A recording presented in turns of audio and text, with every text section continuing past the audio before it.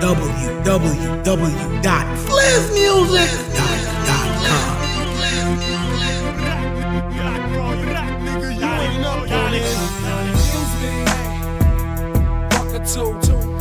What up, ladies and gentlemen? Welcome to another episode of You Ain't Up on This podcast. And today's special guest, we got the legend, the myth. Matter of fact, she's that woman, Lady Ruckus. I can go on and on because we've known each other for years and years. And I've seen this young woman flourish. And I'm not going to talk too much about it. Let's get this started. So, you want to tell the people anything about yourself before I go? Yeah, I mean, you did a perfect introduction. I mean, what else can be said? The legend. I wore my legend shirt too. So. Wow, I didn't honestly. It's just perfect. Just, the legend. But thank you for having me. I'm glad because we try to connect so often and I'm always so busy. Not really busy, but it's always the same days that I have stuff going on. So I'm glad that we actually got together and we're here to vibe in the gym, making me feel guilty like I should pick up some weights. No, I won't be doing that today. People don't know we actually have a history of lifting weights back in the day. Yeah, we used to lift weights all the time together. Straight actually. We used to go to the gym a lot together. Yeah. So maybe this is my cue that I gotta get back into the gym. But I do appreciate that time because we used to go with the dreams. Yep. And you know what you stuck with it. Oh yeah, I still do my living. Really healthy and Quasi. I still gotta watch what I eat because a brother like to eat. I'm not gonna lie. And remember, when you like to eat and you know that you like to eat, that's why you have to do stuff like first, find good things to eat. It's easy to say you like to eat and then you eat like Dunkin' and then McDonald's and then pizza at night. That's really gain all the weight and stuff. So, for the person who likes to eat, try to eat, things that are better for you. Yeah. And you can eat more of it. You can eat a lot of broccoli. You just can't eat a lot of fries. I can't say I've mastered it yet.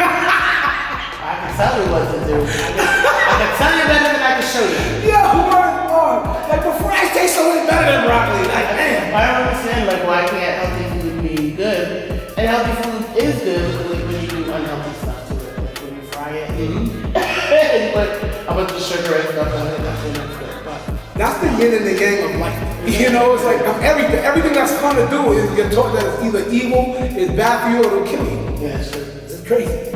But I don't know. I want to get to the part that I know everybody in the public, not everybody, a lot of people in the public, especially in our city, know you for. They know you as DJ Lady Ruckus. Yeah.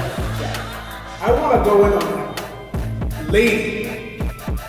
I don't know too many female DJs out here. Are you the one? Are you? No, there are plenty of female DJs. No diss, I just don't know. There are plenty of female DJs out here in the world. Shout out to DJ Diamond Cut. She actually, when Obama was in office, she DJ'd at the White House. Not that she's local, but I'm just bringing up female DJs and how really right now, if you are paying attention, there are a lot of female DJs. Almost all the time when I look on the TV now, it could be a commercial, it could be a show. There's always like a female DJ in the background as opposed to a male DJ. And I think that's pretty cool. Out here we do have quite a few female DJs, like my girl DJ Beba. I was trying to think of this girl's last name. Just last night, I was on a podcast and I couldn't remember her name, and I still can't remember her name. It's really making me mad. Cause she's really good and she's out here doing her thing. But there's at least, I want to say, there's at least 5 or 6 that I know. Out here? Yeah. I feel bad. I'm not gonna lie. You got Valentina, you got Beba, you got me, and you got Audrey Grammy, who is an artist, but she's also a DJ. That's about 5 right there, I believe, right? So I think 5. And that's just off the top of my head, not really being able to, I gotta sit down and write. But there's several of us out here. Now, how many of us get opportunities, that's really the thing. Okay. It's not that I don't think a lot of us get the opportunities. Why? You don't see a lot of us out there. Like, why not? Like, what's the whole? I don't know. You have to ask people that don't provide the opportunities why not. You know what I mean? All right. It's just that you know, even the fact that people make the distinction between male, female as DJs. It's like the one thing that one of the fields or of entertainment or anything that you can be in that it really doesn't matter whether you're a male or a female. It has no bearing. There's no athletic. So it really doesn't even. It's kind of weird. It's actually weird to me when people really focus on the female DJ. Oftentimes I redirect people. I don't want you to say I'm the best female DJ because I'm not in competition with my sisters. I'm in competition with those dudes, really. So if you want to say I'm the best, cool, period. Not best female. People say that, and like you said, you only know of me. And they say, you're the best female DJ I know, but you only know me. Yeah. What does that say? That says, I don't know what compliment that is. So stop saying that. Well, you know what? Well, let's not say female DJ. Everybody knows you're a dope DJ. Yeah, period. It's period. Like period. It's fly like that. And really, it's there's no deficit in me being a woman. Like actually, in reality, and you probably know this as an artist, women buy more music than men do. Women are the people that are usually at the front of the stage when they're coming to support you. Like, women are musical. Like, we love music and we're about it. So it is a natural thing for us to do. I think we don't see more because they aren't provided the opportunities because people believe that they can't do it. That's what I think it is. That's what I think it was for me for a lot of years. I had to show and prove.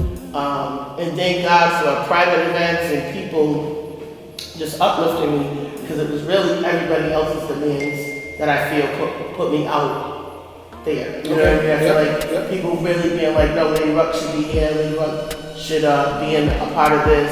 And really shout out to everybody that is Team Lady Ruck because if you don't include Lady Ruck on something, they're coming for you, they're saying something like, my support system has been really, really good, so I think that's what propelled me to be kind of up there with the fellas. Yeah, no, it's funny. I seen something on that on social media. I was like, so I was like, ooh, yeah, people get tested.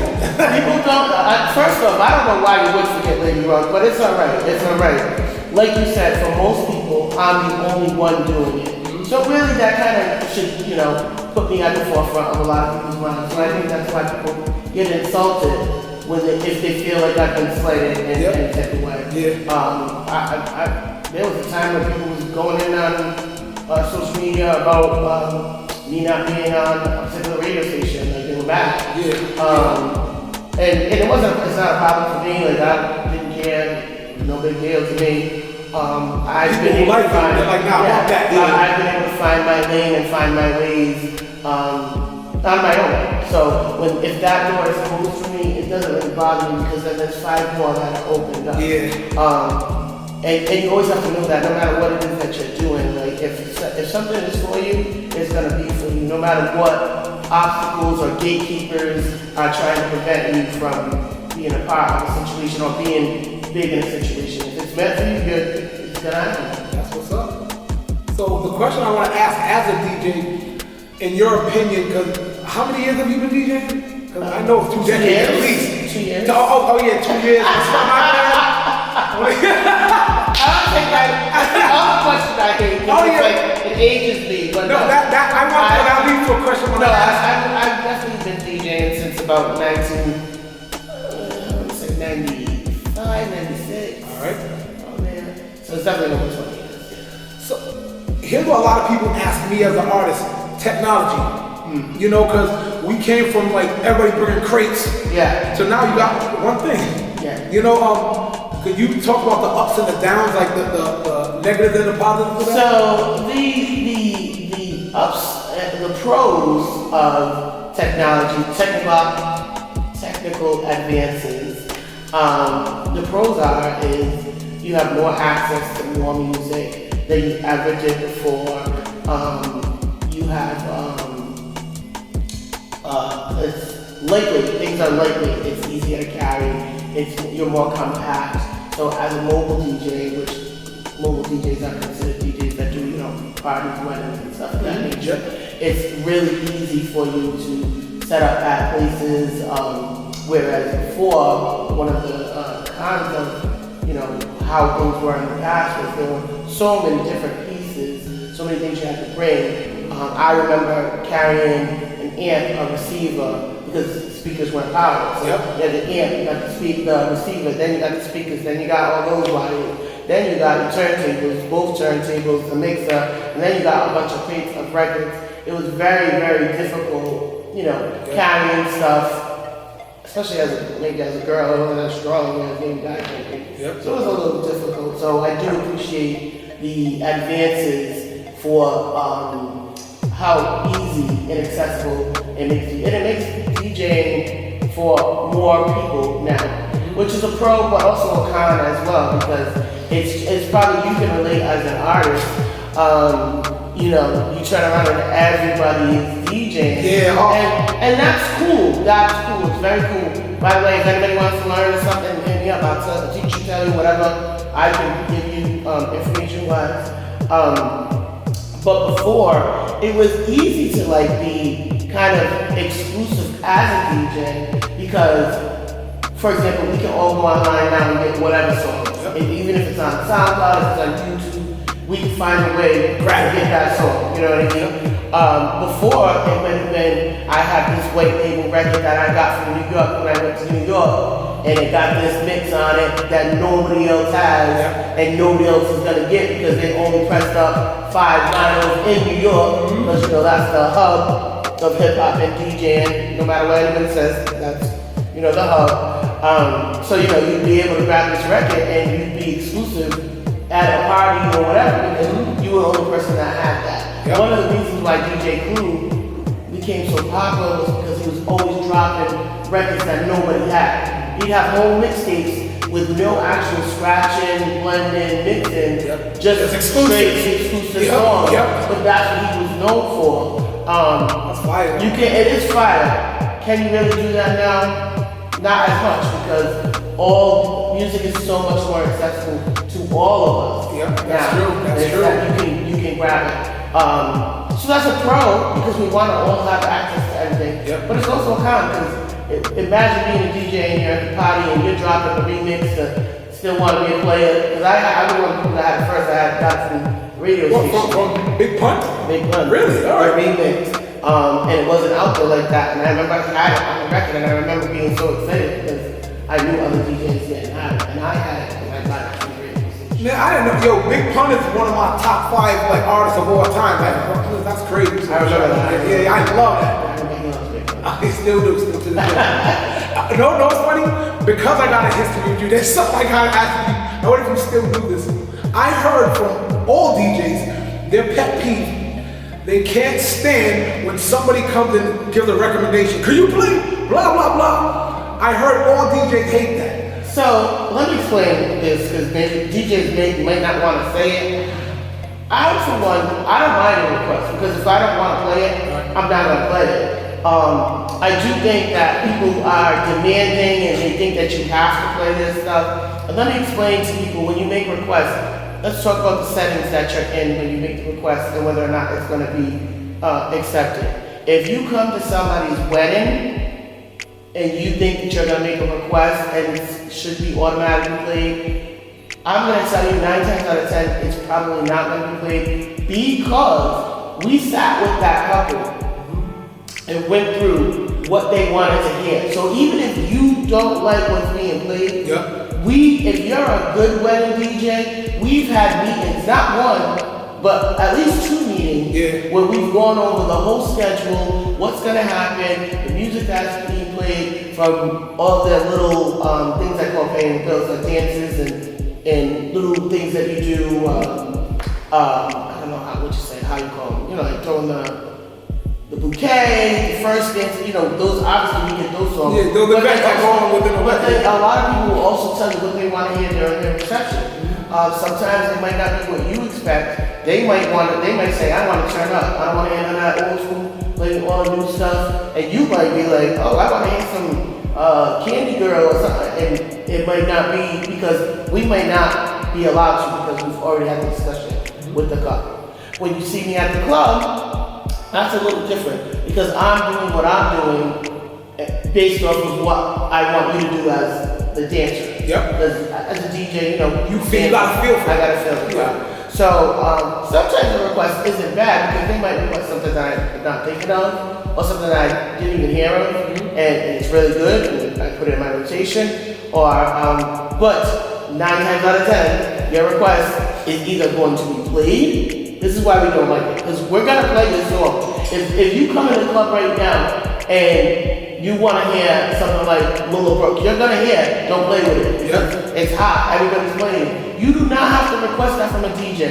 Every DJ is gonna play that song. You don't gotta request it. Versus somebody might come to you and ask for a song that's not gonna go at all. And they think they know because they think that they're a DJ, and that's when it becomes insulting because you're telling me, oh, you're gonna play this is gonna set, and this is always what they say.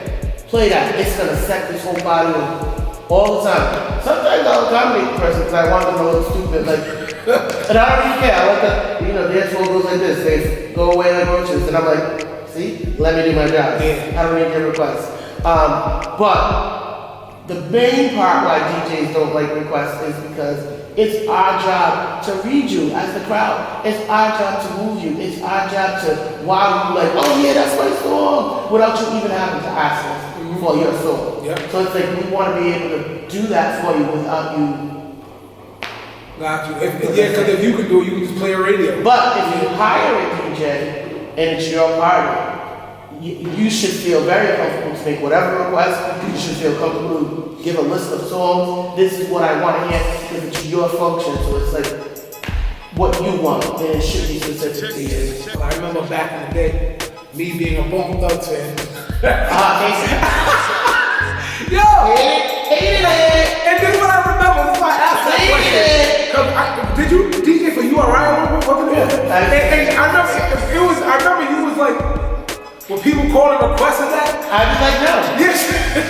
I'm like, Bone Thugs? No, not on my show. I love Bone Thugs, and I was like, man, I was so ostracized by people liking Bone Thugs. Yeah, because people like Bone Thugs. No, so let me say, now that I'm older, I don't know why, like, they're not so bad now. Like, I used to be so bad, like, about Bone Thugs, like, when I would listen to, Notorious Thugs, Biggie and Bone Thugs. I would only listen to Biggie's verse, and then especially when I was DJing, I'm playing Biggie's verse, and we jumping out of that before we get into Bone Thugs, because I could not. Because the rest of the night, I could not take them. Now I can appreciate them and I can actually appreciate their melodies. I can appreciate the group that they are now. That I'm older, and I think maybe I just didn't like it because everybody liked it so much. What about the song they got with Akon? I just love. Did that fit the bill, because Akon killed that. Yeah, I mean it did. I think I was just trying to be. Maybe I was like, I don't know. I think I wanted to be different. I can appreciate them more now. When I hear the Notorious Thugs now, I do not Bone Thugs up. Hey, Bone Thugs, if you ever see this today, we in there. Hit me up. Come on, you ain't up on this podcast and hire DJ Lady Ruck to spend for your joint. Now I'm a fan. You know what I'm saying? Everybody. 25 years later. For real, everybody should, at the end of this, we're going to put her information. Everybody can get at Lady Ruck. We'll have her social media. Don't be mad if you can't book me though, because I have to be honest, I'm so blessed and booked and busy. So if you need me, you have to hit me up well in advance because I think that the reason I say that is because I have experienced people actually literally telling other people, oh, she won't DJ for me. But when they hit me up, I couldn't because I had other gigs. So it's like, it's not that I won't. I will DJ the opening of the concert, really. So, it's not that I won't. Did you make that up? Yeah, no, I always say it. Yeah. But is that yours or is that like a cliche? No, it's definitely mine. Because there's opening to DJs. I DJ as long as I'm getting the right pay, and especially if the vibe is good. Like I really enjoy DJing for people that I know, also people that I don't know. As long as the vibe is good, I'm happy. Do you prefer one thing? Like if it was like if you had to choice between a club, a party, a bar mitzvah, a wedding, like do you have one thing like I get better vibes off this or better money or whatever? You definitely get better money off of weddings and private parties. Okay. You definitely get better money off of that because clubs and venues are very cheap. Unless it's your own thing that you do, which is literally where I'm at and the stage of the game. I have a couple of people that I will DJ for, a couple of venues that I DJ for, but for the most part, I'm throwing events now. I'm trying to throw my own situations that like lady represents type stuff? Yeah. Alright, okay. So usually if I'm doing something that it's coming from me. I don't really use a lot of promoters. I'm like pretty much the DJ and the promoter for myself. Yep. So it's just tiring. Do it yourself. Do it yourself. If you can, and as much as, I mean, it's always important to have a good team behind you as well, you know, if you can. But the reality is, a lot of times, you're gonna have to be, if it's about you and it's your passion, you're gonna have to be the one that's the most serious, the most focused, and, you know, and you might have to do some things by yourself, because you might be waiting for people. Like, the next thing I gotta learn how to do is make flyers. I'm like professional. Look, I'm just gonna be honest, like, some people, it look like it's my first flyer, and I do not want that from myself. I'm gonna give you a website that jumped over all that. Okay, good, all right. But I'm not gonna share that secret with everyone. Because I kind of hoard that, like, oh, I'm not gonna, you know. Sometimes you gotta hoard some. Yeah. It's some secret, so we can have a little bit of it. Exactly, so if you need that, get at me. Yeah, there you go. Exactly. I will do it for you. Exactly. So, on the realm of, hip hop, I would consider you, you're a DJ, so to some degree you have to be a hip hop historian to some degree. Yeah, so to some degree. Do you find like, see how we come from back in the day, talking about Big Pun in the 90s, and now in 2023, do you find like it like a tough kind of sell to be like, oh, for yourself, to be like, I want to put on some Lil Uzi Vert or something when you want to play Nas or something like. So, you know what I mean? So what I'm gonna say is that, you know, music changes and evolves, and any genre, from rock to R&B, and even hip hop, which you probably would have not ever thought that. But before I became into hip hop, you know, and it was like, you know, the rappers for light music and all that other stuff, you know, that wasn't necessarily my vibe. Like, I was a 80s, 90s baby, so, you know, like you said, my vibe might be Nas or something. As a DJ, you always have to recognize that music evolves, and you have to evolve with music. Yep. You can't be stuck in your time period all the time, because if you're stuck in, I didn't realize that. No, go for it. If you're stuck in your own time period, that's gonna put you in a box. You're gonna be the DJ that only plays only plays old school, and you don't really want to be that DJ. If you're a serious DJ and you like DJing, you like music. Hip hop now versus hip hop then is different. It evolved to a different thing. Now I won't say evolved like it got better, but there's different aspects of it. Like you said, we talk about Lil Uzi Vert, the style is different, things that people wear, even the cadence, and like, I want to rock that song. You know, it's 75 BPMs, but it might be 2 minutes long, if that. It's a short song, like. There's a lot of different things that, like, you know, versus Rappers to Life, which was like 13 minutes long. And that's funny thing you brought up the time frame, because now, you know, people ain't holding on to a song. You gotta get in and out. Back in the day, like, not just hip hop, but like, especially like funk and R&B, your song had to be long. If your song was short, they wasn't giving you no respect. Like, there's a lot of songs that I can name that they're like over 10 minutes long. That's just how music was. Because you gave the band the time to show off in the music, like, and that's where the difference is now with a lot of music is, you know, bands and stuff are kind of not a part of the music, so it's more synthesized. Yep. But hip hop is always going to be hip hop, and there's always going to be somebody that. So when Rappers Delight came out, you know, Sugar Hill Gang, they was the commercial ones. There were other rappers that were like the real rappers. You know what I'm saying? They became popular. So right now, Lil Uzi Vert is probably popular, but there's still hip hop that sounds like my now. You know what I mean? Sure is. Shout out Jack Harlow's most recent album. Have you heard Jack Harlow's? Is it that what's the name? Jackman, I think it's called. No, that's not the one I heard. No, this one literally must have come out like maybe last week, but that album is.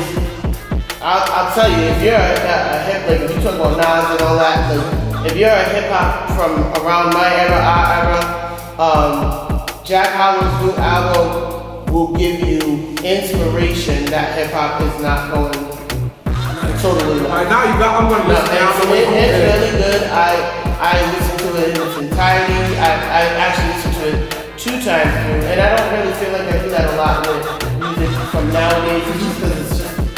It's just because it's not a world that I might be into. Like, you know, it's just different. I get what you mean, because sometimes as we get more mature, it's like the world doesn't feel like it's quite yours anymore. Yeah. I mean, when you think about, we're 20 years past that. When you think about the MTV generation, your top age was 25. You know what I mean? So but that's the reality. In hip hop, we're the only genre that tries to make it seem like people have to age out. Mm-hmm. You don't age out of R&B.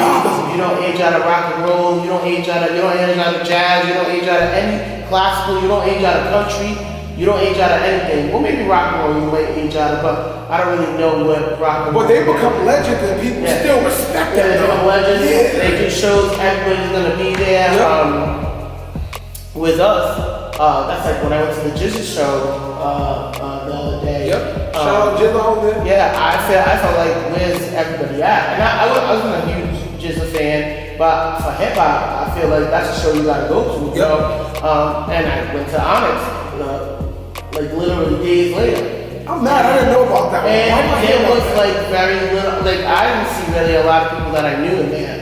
I actually saw. I didn't really even see a lot of people of color, to be honest. Which was also surprising.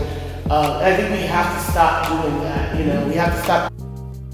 www.flizzmusic.com